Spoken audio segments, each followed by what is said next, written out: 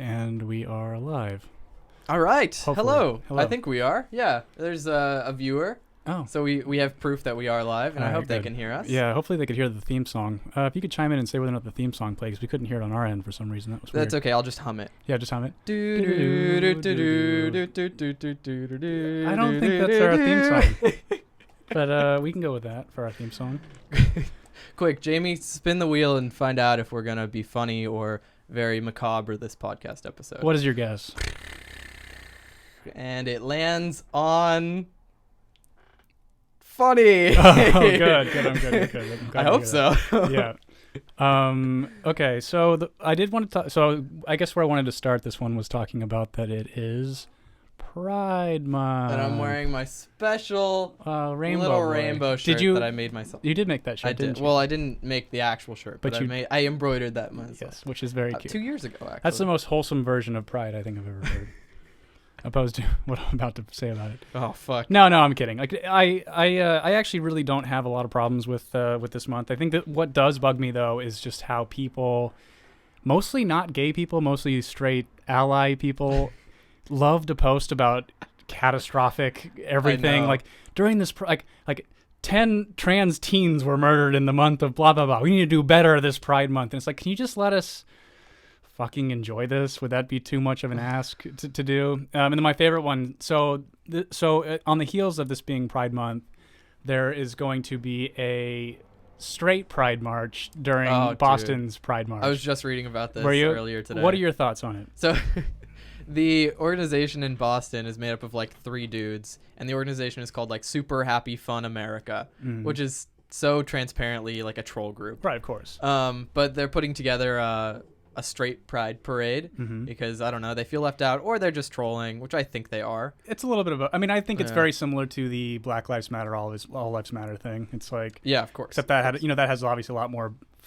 It's more flammable, obviously, that whole thing. But I think it's kind of the same idea. It's like it sort of is just like an irrelevant thing that you should just sort of keep your distance from and dislike it for the reasons that are worth disliking, but don't piss them off, because what does that accomplish other than just making you kind of look petty? Yeah. But with this one, well, so what do you think? So all I have been seeing from my peers concerning the straight pride thing is catastrophe. This is the most horrible possible thing that they could do to take away our, was it black joy, our gay joy? Our gay joy. Right. Yeah. Well, the thing is, like, I say let it happen. It's going to happen because we can't discriminate against people who want to gather, I guess, peacefully. It's happen, but I think it's going to be abysmal. Like, a few people will show up. It'll be kind of cringy to look at and watch. Well, which you would say about gay pride. Right. Any less cringy than the pup play guys. We see children walking. I mean...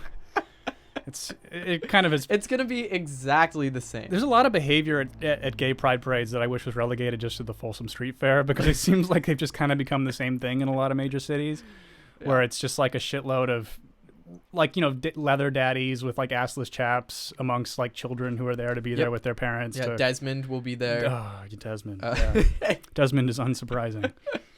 But I mean, I saw this really funny comment. I think it was on Reddit. That like, it was just saying, like, every other parade is gay. Why would you need, like, a straight pride parade? Because, like, the Macy's Thanksgiving Day parade is so fucking gay. Oh, parades are just gay. The same, like, any fucking parade is, parades are gay. Yeah. So, like, you can't really make it straight. I think, good luck. I mean, my instant thought was, like, the best play would just be, like, to contact these people, like, whoever, like, there's probably going to be, like, a top head people that are organizers of this pride event. Of straight pride? No, of the gay, of just the gay pride. Like, there's probably like 4 figureheads or something. I mean, there typically is like some 4 powerful people that control it, and just be like, hey, yeah, like, come march with us. Like, don't make it a thing. Yeah. Like, don't even let it be a thing. Like, just be like, hey, you guys are welcome. You can have your own float. Fly your straight flags. Like, we celebrate. That should be the point, right? Yes. And because it's very similar to when Black Lives Matter shut down the one up in Toronto, because they made it about police brutality, which has nothing. So because they didn't want the pride parade to go on because there were going to be gay cops marching in it, and they saw, and also police protection, which we obviously should have there. Yeah. And they shut the whole thing down. They found a car full of guns and Right. ammunition Yep. at Pride. Yep. Yeah. So like we do need cops there. Yeah. If there weren't cops there, I don't think they would have found that car. But it's just sort of that thing of like interjecting your thing into it. And like at the time when that happened, I was like, get your thing out of this thing. Well, no, that wasn't my attitude. My attitude was like, this is the whole point of this is that it's an all encompassing event. Exactly. And we are just sort of a different group that's in your your community. Pride now. It's not like only gay people are allowed here. I mean, Right. you see trans people, you see bi people, you see all kinds of people show up to Pride expressing that they're proud of themselves, proud of who they are. Yeah. So like why not just have straight people join in? They already do. Why can't you just accept that it's just a pride parade? Right. Yeah. I mean, that would be the ideal situation. Right. But that's not the world we live in. Everybody, we like, so many people I saw on Instagram, and it's always straight people. It's always straight people that have to like tell gay people how upset they have to be about things like this. And this is a complete and total non-issue. It's a Steven Crowdery type person who is just trying to be annoying. And it's like, okay, well, if you don't let them be annoying, then their statement has literally no power. It has been rendered completely useless. So if you just go, yeah, come, yeah, great, you all are welcome. Like, don't make it into a big thing. Don't write think piece articles about how this is what's going to blah blah blah blah blah blah, and they're taking away our blah blah blah blah. It's just like, shut the fuck up and let this happen and ignore it. Similar as not mentioning the name David Duke, he becomes completely irrelevant. It's like, but you should censor yourself. Yeah. Beep beep. Right. Yeah. Did it. But it's just it always is that thing of like the catastrophe is what ends up making these people much more powerful. And it's like and this is going to be so much of what we're going to probably talk about for the next 25 minutes, and Crowder's coming back into this, who is somebody that I'm so unfortunately having to defend because I hate him so much. But it's anyway. We'll get to that in a moment. So. But do you have any big plans for this Pride Month? Not really. Really quickly too. This is kind of Why on would I have plans? Kind of on par. I'm going to New York. Yes. Yes, you're right. Sorry. So I mean, that's actually I wanted to say that in the front as well, that we will not. We're sorry we're starting later on this one. I had something that I had to do. If you follow me on Instagram, you'll find out what that is in the next few weeks, maybe even sooner than that. It's pretty big and it's pretty exciting. And then, which is also gay related. And then, what's the other? Oh, and we're not going to be here next week because Sean and I are both going to be out of town at the same time. So we were thinking about doing one that was completely untopical and whatever, but we're like, we just want to spend time with each other before he leaves for New York for, is it 5 days? It's only 5, yeah. Yeah, that's still too long to not see you. I know, it is too long. Yeah. But yeah, so let's get into the Steven Crowder thing. So, okay.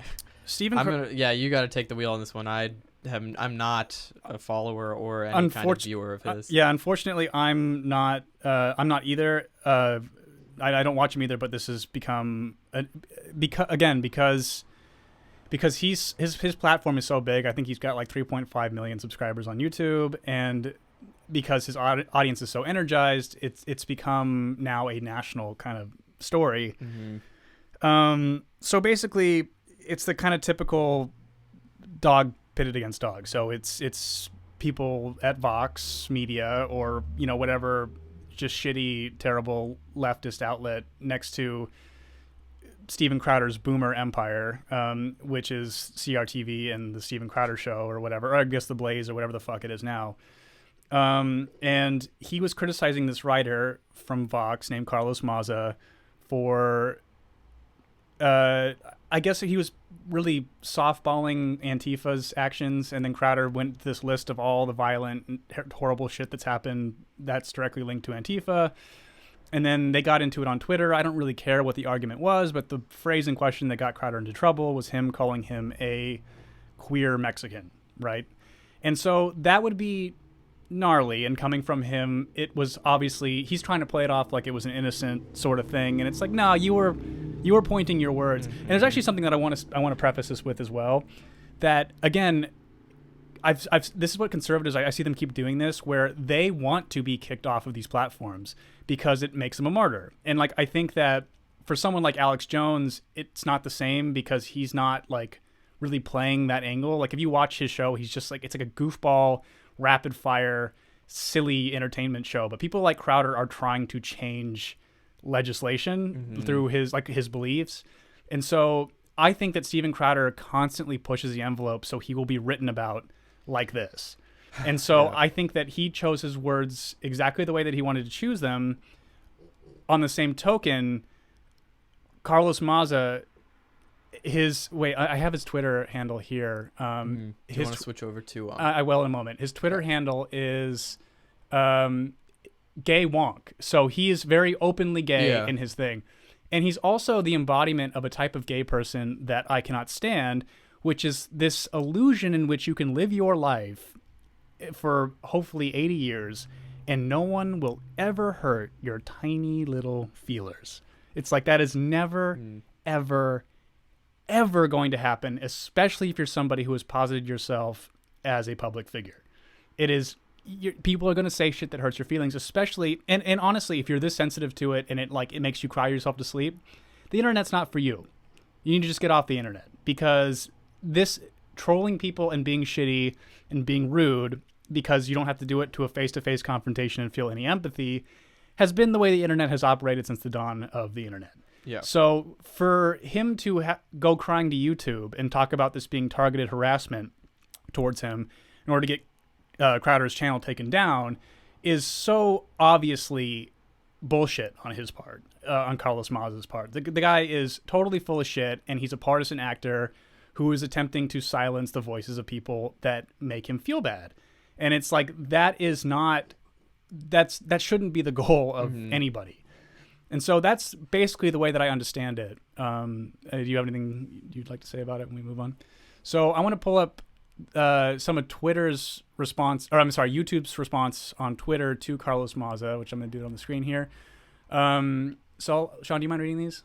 Yeah, so this is 2 out of 4. Team YouTube says, our team spent the last few days conducting an in-depth review of the videos flagged to us, and while we found language that was clearly hurtful, the videos as posted don't violate our policies. We've included more info below to explain this decision. 3 out of 4. As an open platform, it is crucial for us to allow everyone from creators to journalists to late-night TV hosts to express their opinions within the scope of our policies. Opinions can be deeply offensive, but if they don't violate our policies, they'll remain on our site. So okay, YouTube. So that's the initial statement. So that's before so that was immediately when Carlos Maza was doing his just absolute and complete bitching. So let me find it in the article here before I pull it up on the screen. So here is my favorite bit of, so whenever a statement starts as a blah blah blah blah, you already know it's always the worst. It's partisan horseshit. So here you go. So here's Carlos Maza. Okay, he says, if you're an LGBT creator at YouTube is using you. They're trotting you out to convince advertisers that their platform hasn't become a breeding ground for hate speech and bigotry. They're hoping you'll distract advertisers away from the monsters they're creating. Tweet 2. I don't know what else LGBT people are supposed to do. I compiled the clips for them. I sent them everything. Publicly begged them to pay attention. It's never enough because at YouTube does not give a fuck about protecting marginalized people, and it never has.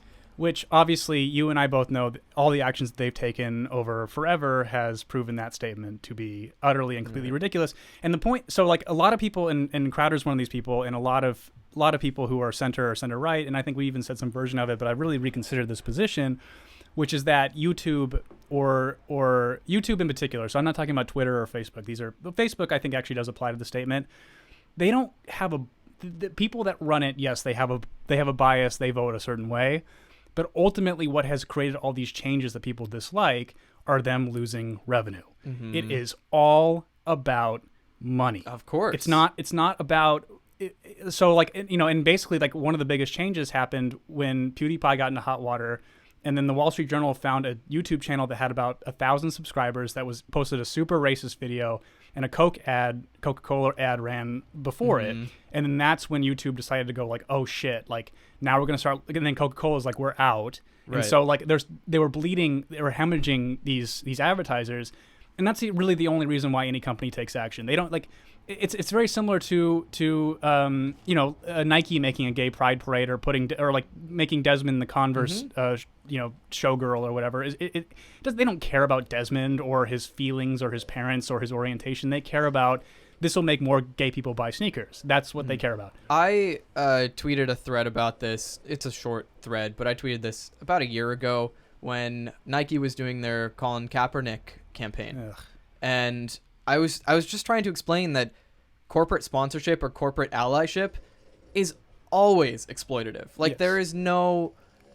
they're never actually going to care about us as individuals. Right. They care about our money. Right. So it's popular currently to be an ally. So you'll make more money off of people who are allies or people who are in the community that you're aligning yourself with. Right. So all of these exploitations that are so transparent to people like you and I are not so transparent to all of these extreme allies or these extreme people on Twitter who are constantly, I don't know, asking companies to take down people like Steven Crowder. And really, at the end of the day, so what would be Carlos Mazza's goal to get rid of Steven Crowder, other than just, you hurt my little baby feelings? Yeah. Like, here's the deal, man. If you're a gay person that reads comments online that hurt your feelings, grow the fuck up. Like, you are going to deal with so much shit in your life that is going to hurt your feelings. And honestly, like, if it must mean that you are not comfortable in some part of your sexuality. There is nothing that anybody could say to me about being gay that would make me feel anything about it. Right. No one, because I'm comfortable in it. I'm comfortable with who I am. I love someone very, very much, and who loves me back. Like, and you know why these things don't hurt my feelings? Because I've checked all those parts of my life off. So Carlos Mazza needs to fucking work on his life if this is something that distracts him so much. And the reality too, dude, is you're a fucking partisan actor as much as Steven Crowder is. You are exactly the same fucking person. Probably more funny than Steven Crowder. I mean, just That's a low bar. well, that's exactly my point. So it's just this pathetic, and ultimately, I think why it gets me this upset is it makes gay people look so fucking weak, and I'm so sick of this. It's like, dudes, stand up for yourself. Like you should be stronger because you have this thing that's different about you. Don't make us look like a bunch of fucking silly queers that don't know how to deal with harsh words. Don't put that on me. Do not put that on me. And also his statement, making it this whole thing about, as the LGBTQ, you're not in my community. Like, I don't care that you're gay. Like, your whole attitude is not what embodies being gay to me. Right. Being gay, a gay man to me is being stoic and just doing shit in the bedroom that is no one's fucking business. And so it's like, it doesn't change the way that I conduct my life. And it shouldn't yours either. It's not a fucking identity. It's not interesting. It just is this thing about you. But they keep wanting to keep it on the forefront of the whole world needs to change in order for me to not feel offended. Right. And that is the most ridiculous prospect that has ever existed on the planet. And also, it's so unrealistic, because if it's this now, but then it's going to be literally anything. Like, calling you a doo-doo head is going to be the next step. I mean seriously.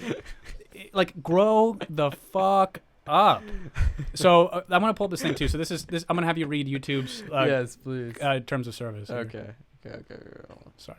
Where am I reading this from? Right here. Okay, YouTube's hate speech guidelines state that hate speech is not allowed on YouTube. We remove content promoting violence or hatred against individuals or groups based on any of the following attributes, including sexual orientation. YouTube's harassment and cyberbullying policy guidelines state content or behavior intended to maliciously harass, threaten, or bully others is not allowed on YouTube.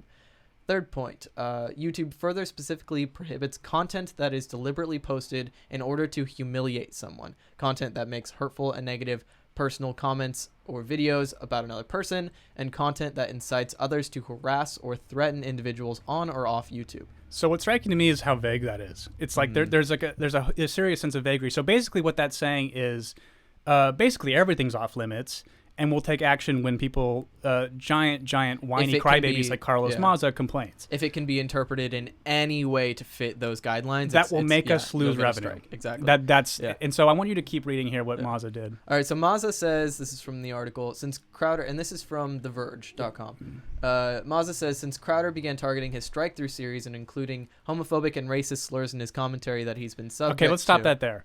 Crowder, no matter how much of a fucking idiot is, he's never said anything that has struck me as racist. So that's insane.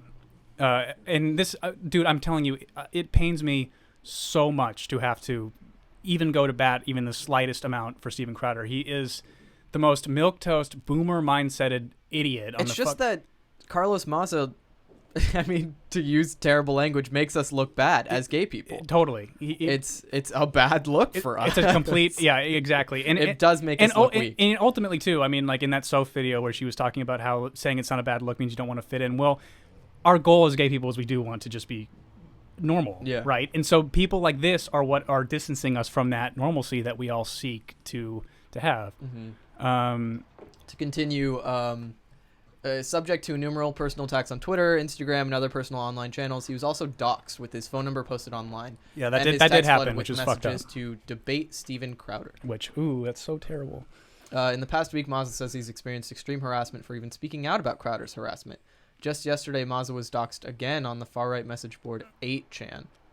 Oof. I don't even know if I'd really call 8chan far-right, but it's more just chaos. It's kind of what I'd call 4chan, 8chan. But yeah, so here, let me pull this back. Let me just, because I want to figure out, let me see if they have the statement. Okay, of course, okay. Oh, day 2, Carlos Mazza says, day 2 of the worst pylon I've ever experienced. Every account that I have is getting cased. Inbox is full of death threats and, quote, faggot. Yeah, well, okay, you are calling for the cancellation of a person who has 3.5 million followers. I was just about to say that. And and Crowder is supposed to be responsible for how 3.5 million people act. And out of those 3.5 million, how many do you think sent actual death threats? Yeah, I mean a fraction. Let's say 200. Yeah. That's like 0.0. It's like a total inconsequential number. So like if you put it in that kind of perspective, and I was just talking, I was with somebody relatively important today, and who's also gay, and they were talking about how they get these kinds of things too, and it's just sort of like, and I made the comment of it's par for the course if you're a gay famous person, and he's like, yeah, and I'm like, do you actually feel any danger because of this? And he's like, no. Oh, good, thank God. Yeah, and so that's really lovely to hear. Actually, because these people will never.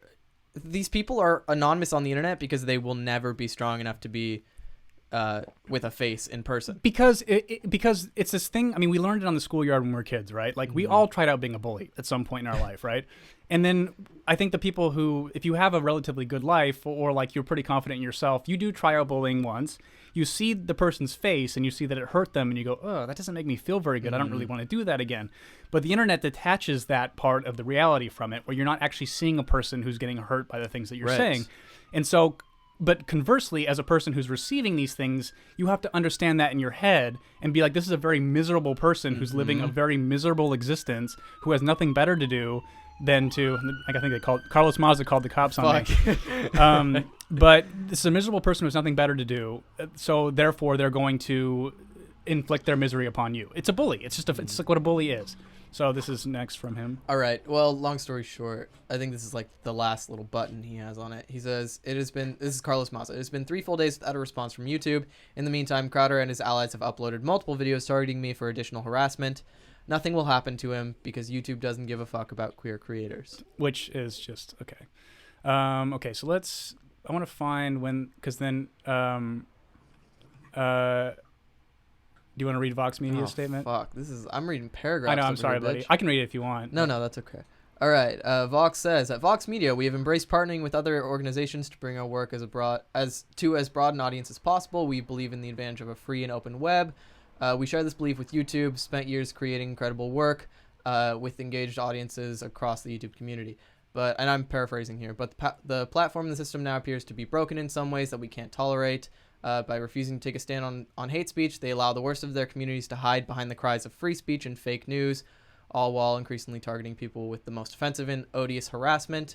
Could you scroll a little bit? Oh, I'm sorry, love. That's okay. They encourage their fans to follow suit, yada, yada, yada, with no remedy or ability to protect these people under attack. This part's probably important. So YouTube knows this is a problem. It's developed anti-harassment policies to hold its creators accountable and remove them from the platform when they are in violation. Yet YouTube is not enforcing the policies and are not removing known and identified users who employ hate speech tactics. By tacitly looking the other way, it encourages this behavior and contributes to a society more divided and more radicalized. Okay, so what I love about this statement from Vice is they take zero responsibility for doing the same thing. Yeah. Which Vox, Carlos Mazza is the exact same thing as The Blaze and Steven Crowder. They're just on the other end of the spectrum, and both of these people are ideologues who think that they have the fucking answer to everything. And the reality is, if you're people like us, you realize that it's all shades of gray, but these are people who don't. I think Crowder is smart enough to know what he's doing is ideological, but is too. He's such a shit person that he doesn't really care. Right. I think that Carlos Maz is just stupid, and I think that he also is enjoying the attention he's getting through this because he's a stupid fucking person that doesn't realize that people like you and I are directly affected by how weak he's making us. Mm-hmm. And so I really hate these declarative statements about how we as gay people should feel about what's happening to this ideological, basically socialist or communist writer who is an embarrassment to us. Right. So it really is this kind of thing of just, it's ridiculous. But I want to see if YouTube has their statement here. I wanted to find the YouTube statement here. I'm going to go back to us, but if you don't mind talking for, let me see if I can find it. Yeah. So, but this whole thing is like, I don't know. It makes it tough. Like even at like family things, when I'm around a lot of people and this subject comes up, I can tell people are uncomfortable with how they think I might respond to these things. Right. And I think it's a direct result of people like Carlos Maza making a scene of these things when they, to me, they aren't a huge deal at all. I think I see right through YouTube using both gay people and pretty, outspoken conservative people. But yeah, it makes interactions with human beings hard because they expect something of you that is not like you at all. Right. So this is the next step that happened. Okay, so Team YouTube says, update on our continued review. We have suspended this channel's monetization. That's fucking crazy. We came to this decision because a pattern of egregious actions has harmed the broader community and is against our YouTube partner program policies. More here, and then there's a link to the article. Yeah, actually, so I'll go there in a second. But I think what is amazing about that is what it is it's YouTube doing a cowardly move in order to cripple him as well as good as they can without banning him, so then there's not outright revolt over it. They're saving face. Saving face, exactly. I'm going to find their full statement. Does he have a Patreon? I imagine he does. He does not. I think he makes money through the Blaze, but I mean, at the end of the day, I think this is what I think is ultimately going to have to happen for creators. I think that they're going to have to start to we got Neon Oni checking in. Let me read this real quick. Mm-hmm. I don't hate Maza because he's a progressive gay authoritarian trying to suppress speech by shaming a soulless corporation. I hate him because he made people root for a douchebag like Steven Crowder. And yeah, exactly. And again, too, like you're making Crowder into a martyr. And this is the thing. It's like I was saying, I don't know if you were in here when I first said this, but it's like the more that you mention people like that giant closeted homosexual Richard Spencer or you give these people you give them a platform, and the only people that are talking about these people are left-wing ideologues. Mm-hmm. And so it's like these things don't exist and they have no power if you stop giving it to them. Right. And so it's just become this ridiculous clown show. But I think what's ultimately going to happen is that I think that you're going to have to I think that big corporations are going to just bow out of advertising on YouTube altogether. Yeah. Which is what they just should do. Unless YouTube wants to become an entirely different platform that just hosts Stephen Colbert. I mean, I was actually watching a Stephen Colbert video the other day where he censored out Jesus Christ. Wow. And it's because he's a giant fucking creepy Catholic who it's all just fucking hypocrisy. So anyway, well, dude, I mean, you look at top creators of 2018 and it's like Dwayne The Rock Johnson, Jack Black, Conan. Jack it's Black's like fine. all these and Conan's fine too. But it's like it's all these like mainstream. Because Conan doesn't always talk politics. Creators. It's like that's the thing. It's like because like Conan does. Oh, I like Conan. I'm not saying he gives like woke takes on politics and shit, which is annoying. But he's not like someone like Jimmy Kimmel or Colbert or Seth Meyers or literally all of them, Bill Maher, who just that's all they fucking talk about is politics. And it's like they're not funny anymore because they only talk about Trump, and Trump is a parody, and so it's like self-parody. He's already like someone who's aware that he's doing self-parody, so making parody of self-parody is the most meta, unfunny fucking thing on the planet. So I'm gonna make you read one more thing. I'm sorry. I want to get to YouTube's full statement here. My lips. Can you read this? Yeah. How much am I reading of this? We'll see. Okay, so preventing harm to the broader YouTube community. This is their statement. Recently, we faced situations where the egregious actions of a handful of YouTubers harm the reputation of the broader. I already read that part. We're introducing new consequences to apply in the rare event when one creator's actions harm the entire community. When one creator does something particularly blatant, like conducts a heinous prank where people are traumatized, promotes violence or hate toward a group, demonstrates cruelty or sensationalizes the pain of others in an attempt to gain views or subscribers, it can cause lasting damage to the community, including viewers, creators, and the outside world. That damage can have real-world consequences not only not only to users but also creators, leading to missed creative opportunities, lost revenue, and serious harm to your livelihoods.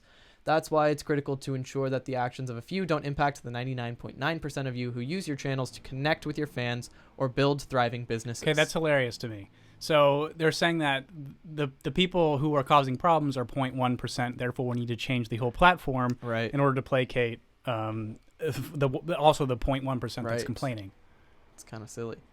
Today, we're outlining additional steps we may take beyond our current strike systems when channels upload videos that result in widespread harm to our community of creators, viewers, and advertisers. 1. Premium monetization programs, promotion, and content development partnerships. We may remove a channel from Google Preferred and cancel, suspend, or remove a creator's YouTube original. All right, number 2, monetization and creator support privileges. We may suspend a channel's ability to serve ads. Number 3, video recommendations. We may remove a channel's eligibility to be recommended on YouTube. And that's the tricky one, right? Mm-hmm. Because then who's fucking deciding that? So, like, if enough Carlos Mazas complain about our podcast, are we going to get deranked? Totally. And so that's the reality. So they're basically putting the power into the hands of partisan actors. Yeah. And which is such a bad. It's such the antithesis of what this platform started with in the first place, which is like anybody. It's YouTube. It's you. It's the whole fucking country making whatever content they want to make. We believe strongly in the freedom of expression, and we know that the overwhelming majority of you follow the guidelines and understand that you're part of a large, influential, and interconnected community. But we also know that we have a responsibility to protect the entire community of creators, viewers, and advertisers from these rare but often damaging situations.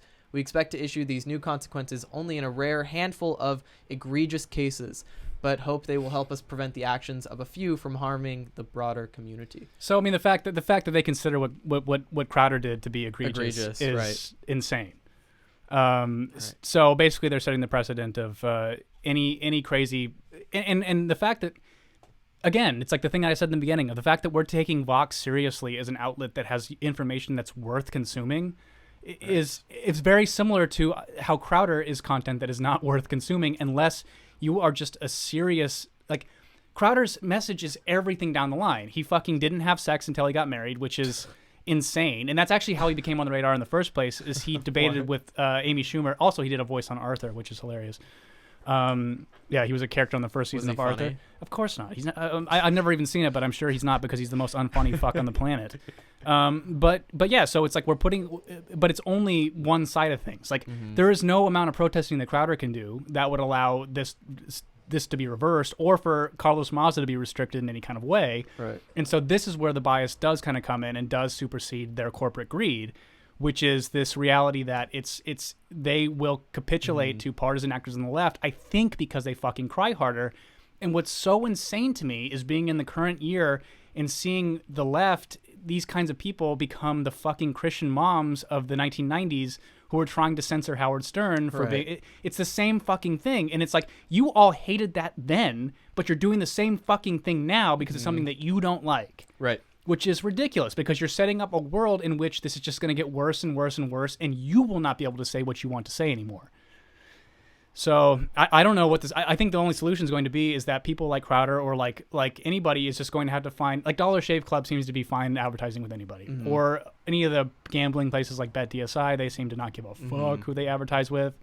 So I think it's going to have to be people running their own ads in the future. But then is YouTube going to become a financially sustainable platform if no large corporations want to run advertisements on it It's anymore? on its way out, I think. Honestly, I think they're dying. But this whole thing of like having a person or a team of people determining whether something is hate speech or whether it's bigoted on YouTube, it's the same thing we've seen on Twitter where people get deplatformed. But the thing is, we're putting this responsibility into a person's hands or a team of people's hands, and they're going to be skewed. They're going to be biased. Right. They're going to interpret something differently than how you and I might interpret something.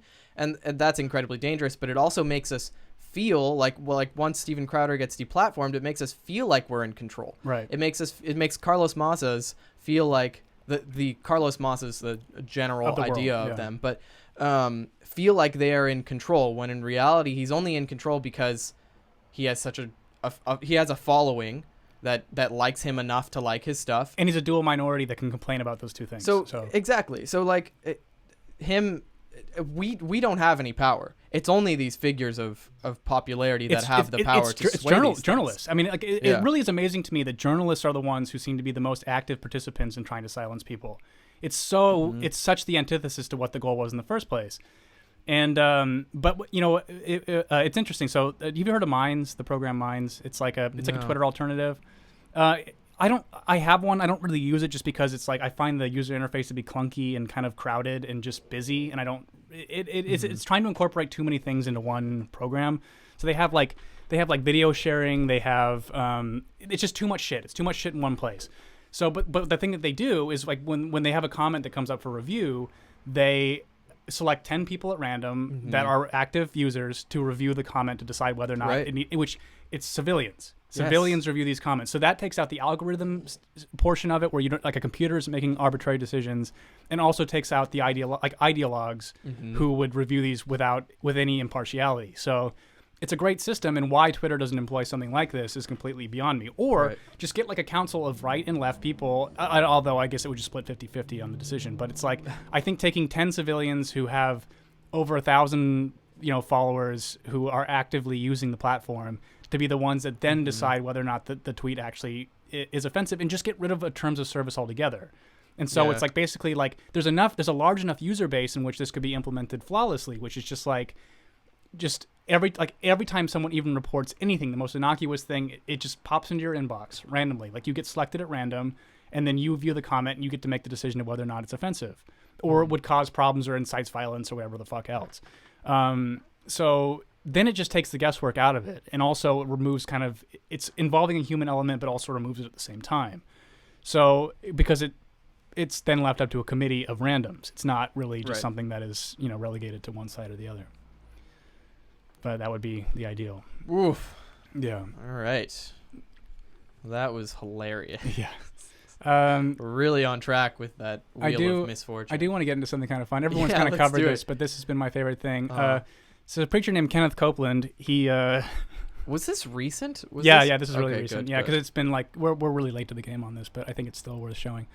Because we can maybe have some interesting commentary over it. Yes. He got confronted about his opulent wealth here. And we're going to give it a little view. Sir, we'd just like to ask you about why you don't want to fly commercial. Why have you said that you won't fly commercial? You said that it's like getting into a tube with a bunch of demons. Why do you think that? No, listen to me just singing. Give me 1 second, everybody. 1 second, 1 second, 1 second. I might know why this is happening. In the meantime, do you want me to bring something up? Yeah, please do. All right. So this morning at 5:30 a.m. I woke up. Are we still broadcasting our screen right now? Yeah, you should switch over. But this morning, 5:30 a.m. I woke up to watch the Pokemon Direct. What did you learn? And holy fuck, dude, I'm so excited. So I've talked about Pokemon and Sonic the Hedgehog and Animal Crossing and things like that before. So you guys know that I'm like a geek of sorts. But so they had a 15-minute live stream this morning, and I actually think they use the same. We were talking about it before. I think they use the same software that we do to live stream, but they did it 15 minutes this morning of the new Pokemon Sword and Shield announcements. They didn't announce the evolutions of the 3 starters.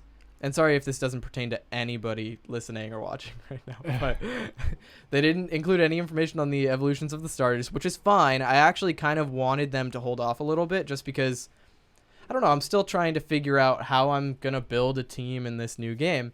But they started implementing raids like they have in Pokemon Go, which are going to be online. So you can join from other Switch games. You can go online and invite people in, or you can do it locally with friends, which is so fucking cool. But you like battle against these giant Pokemon, and at the end you get the chance to catch them like you would in a raid in Pokemon Go. Sure. They also so they implemented something called Dynamax, which makes your Pokemon just enormous and a lot stronger, but it only lasts for 3 turns. So it's like the new battle mechanic that they're introducing, which they've done every year for the last few years or so. There was Mega Evolutions, there was Z Crystals or whatever. This all sounds like nothing if you have no idea what Pokemon is. But so they announced all that this morning, and I'm so fucking excited. They announced a few new Pokemon too. There's one that's like called Dreadnought. And he's like he's water and rock type, and he's like this turtle, but he's like blue and he has like yellow rocks on it. He's so cool. But yeah, are we ready to move on? Because I don't know. Yeah, I think I just figured it out. Well, anyways, if anybody out there is going to be playing I think they Sword still heard the sound. I just think that it wasn't coming into our headphones. Yeah. But we'll find out now. But what's the thing that you're most excited about with it? Oh shit. Honestly, I just think the new Pokemon is the most exciting. But the raids. Oh fuck! They also announced. So this Hi, might Perry. actually be. Hello. This might actually be the most exciting thing. So there's going to be open world areas of the game, which is so fucking cool. You get to control the camera instead of it being static all the time.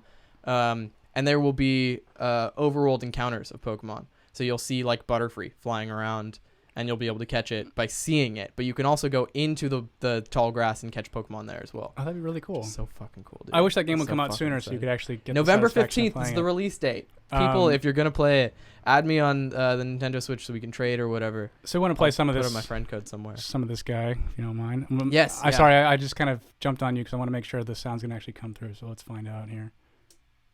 Let's see here. The people. Yeah. The main reason is because of the need. If I flew commercial, I'd have to stop 65% of She asked him why he's flying commercial, essentially. Well, why I mean, he's flying private. Private, not commercial. Yeah. Yeah. So that's basically why that's happening. That's really the main. Isn't it true that you want to fly commercial so that you can fly in luxury? How much money did you pay for No, Tyler no, Perry's of course Gulfstream not. jet, for example? Well, for example, that's really none of your business. But Isn't it the God. business of your donors? listen, Oh fuck. I paid. He's gonna say it. You kind of caught me off guard here. So someone's eyes tells you a lot about them. What are you He's a seeing in this guy's eyes? They are soulless. He's a demon. Yeah. Well, that's really interesting. You mentioned that. Oh, okay. Okay. Interesting. Yeah. Well, if you'd like to come out here, I'd like to give you a chance to. I want to really give a shout out to this woman too, because very similar to the Gayle King interview with R. Kelly. This woman is Oh, I know fearless. that one, She is yeah. not scared of this man. Yeah. Like there is no fear being instilled in her, especially when you're about to see what's coming up. That's good. Oh boy. To catch your breath and have a conversation. We don't want to catch you off guard. I love Inside Edition. You got to get this now. Hey, you listening to me? My wife thinks Inside Edition is, oh yeah. Now, thank you, Lord. Help. He is so scary. Let me pray. Well, let me just ask you a really simple question. A lot of people think it's unbecoming for a preacher to live a life of luxury and to fly around in private jets. What's your response to that? Very simple. It takes a lot of money to do what. Oh, look at his teeth too. I know. He's We just have rotten. brought over 100. Let's see. The latest figures just. Uh, Let me give you another example. Okay. I had a week off, Okay. prayed about it, and I thought, Okay. People are very concerned about All right. Wait, comment. here All it right. comes. chance here, Inside Edition. I love your eyes. And here's what happened. We flew in 21 days, 70 hours, 40,000 miles. Can you imagine listening to this guy talk for over an hour? Yeah. It would be the most laborious listen I've ever heard in my life. And it could be just Yeah. because I speak at a fucking million miles an hour, but this guy talks so fucking slow. It's like he has no direction. No, well, I think he just thinks Jesus is guiding him, fortunately. Yes. Yeah. Touched 5 continents and preached face to face personally with 125,000 people. Okay. Do you ever use your private jets to go visit your vacation homes, for example? Whoops. Yes, I do. Again, getting back to the comment. Here we You go. said Yes. that you don't This is want the to best fly part. Commercial because you don't want to get into a tube with a bunch of demons. Do you really believe that human beings are demons? No, I do not. And don't you ever say I do. Let's just freeze frame on that face right there. How often do you think this guy beats his wife? Oh fuck, dude! It's a daily occurrence with this demon. A demon. He's like, it's so crazy to me. It's like it's every religious. Once you exceed, I was saying to you when we saw this video originally, that was one of the big. When I grew up, my family was super fundamental, hardcore Christian when I was growing up. So obviously that naturally puts a sour taste in your mouth. Also being a giant faggot, that also puts a bad taste in your mouth, because these people like this man were the ones that were telling us how terrible that was when they're secretly sucking dicks in airport bathrooms. Yes. But this guy is, if your church should be 10 friends that come into your house and you talk about the Bible.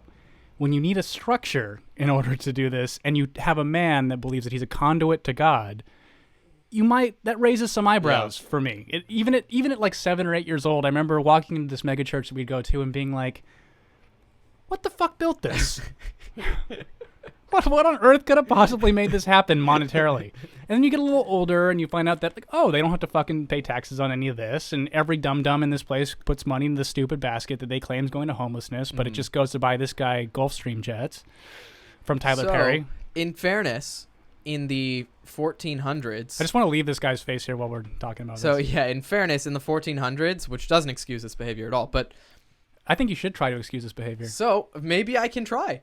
There was a reason for churches. I mean, people who were like him, the 1400s version of an evangelist, they were the only people who knew how to read Latin. Oh, that's a good point. Very good point. So maybe it wasn't the 1400s. Maybe it was probably way before that. This guy doesn't strike me as very educated. No, that's that's what I mean. This isn't an excuse for his actions. He's charismatic. He sure is. Yeah. But the thing is, lay people would go to these churches because they could not read the Bible. They could not do anything, so they needed somebody to translate it for them, which is why we had preachers and sermons that were given in all different languages back then. Now, you can read the Bible on your own and talk about it by yourself. Right. You don't need to go to a mega church like Joel Osteen or Kenneth Coleman or whatever, Copeland. Kenneth Coles. He owns the department store Kohl's. Kenneth Cole is a designer. Kenneth Cole. But I'm talking about Kohl's, where women buy really unflattering clothing. In Kirkland, yes, I don't know. It's kind of like Kirkland, but a little bit more upscale. You don't buy bulk packs of meat while you're buying your tennis shoes. It's right. I don't think those two things should mix. No, actually. Costco and like Kirkland. That just kind of makes me. I kind of want to put bulk meat inside of my tennis shoes. I mean, that's what feet are called. Bulk meat. It's bulk meat. That's just bulk meat. Anyway, I think that this has just been this guy's been covered ad nauseum, but I did want to get to. So, I speak with a lot of authority on this podcast, and I'm very opinionated. But the namesake of this podcast has to do with how much of a fucking idiot I am. Oh yeah. So what happened, Sean? Do you want to explain it to the audience? Well, you had your computer hooked up to your your TV monitor, whatever, your workspace, and you had your texts open, and you had sent a recent text to a friend or a colleague or something like that, and it said some days I just feel like a bowl in a china shop, and it was BOWL, bowl in a china shop, and in my head I'm thinking, typo. Well, there are thousands of bowls in a china shop. Or you thought I just must. He's not so stupid. Typo. It's a typo. Typo. There's no way he's so stupid. But on the other hand, if you had meant it, thousands of bowls in a china shop. Mm-hmm. Kind of made sense. Yeah. So I asked you, it's bull as in BULL, the animal in a china shop, and you know why, right? And you seem to have a grasp of what it meant, because the other day you were explaining to me that when you use bull, BOWL, in a china shop, you were thinking like, well, I'm doomed to shatter anyways. Right. Like I'm in a the I'm chaos in a room that's about full to of, happen in the china shop will shatter us all. Yes. Whereas that's almost the same thing as a bull, BULL, in a china shop. That destroys the china shop, which is the actual term. So I've been saying this. I'm almost 30 years old, and I've been saying this wrong for. So my point is that I'm a fucking idiot, and you shouldn't listen to anything. Right, I said. right. Neither of us are words of authority unless it's me. So yes, naturally. Well, that's another note that I put in my text is that Sean's my conscience.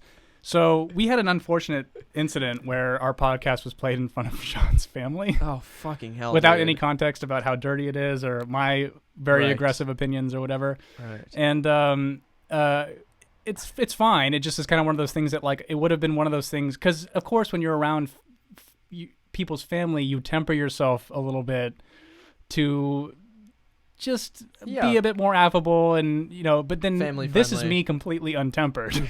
I have no filter on this thing, which maybe I should consider doing, although I don't really think this circumstance is going to make me change my behavior because we go live now. There's no you'd have to filter yourself in not like we edited real it time. Anyway. That's true. But we might get Carlos Mazza here a little get attacked by the tiny lisping faggot. Hey. Be nice. It's Pride Month. Yeah, I know, right? Yeah, I need to cool my jets because I'm so proud of the fact that I get to have sex with your bones. Hey. But yeah, so yeah, I mean we're out the window now. But yeah, it was one of those things where it was such an amazing moment and realization of you think you're so wise or well traveled or like your years or thoughts or whatever, and then you can have a phrase like that is probably one of the most well-known colloquialisms that has ever existed, right, completely wrong for at least 2 decades. It's funny because it could be interpreted as the exact opposite of what the actual phrase is. Right. A bull, B-U-L-L, in a but China that's the shop weirdest thing about it. Everything. Is that I knew what it doesn't belong. I knew what it meant. Like, I mean, you saw how I used it in context. I clearly knew what the phrase, how it was used. Right. Like, and it was in the context of how I tend to lack a filter when I need to have it, and so was the conversation we were having. And so I'm still trying to make that connection in my brain, but I think I get it. Yeah. And so it was I knew what the phrase was used for. Yes. I was just using it completely incorrectly. Yeah. For over 20 years. So a bull, B-U-L-L, does not belong in a China shop because it's reckless and it doesn't belong there. Right. Whereas a bull, B-O-W-L, belongs exactly in a China shop.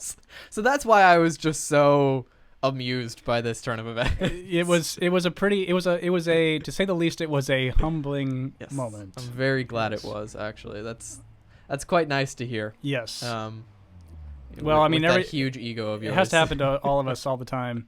I'm just waiting for mine. So although it's never going to happen because I'm perfect. I wanted to cover a news story that happened really quickly.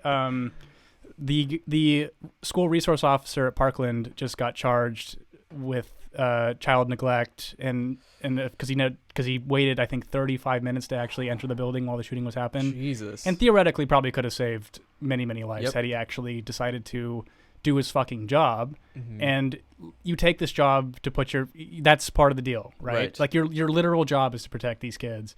And he faces up to life in prison now. Jesus Christ. Yeah. I mean, his name's Scott Peterson, which is so hilarious because if you're my age, you remember the Scott Peterson that killed his wife on Christmas and dropped her off of his boat. So that's different Scott Peterson, but equally as horrible, but in a different way.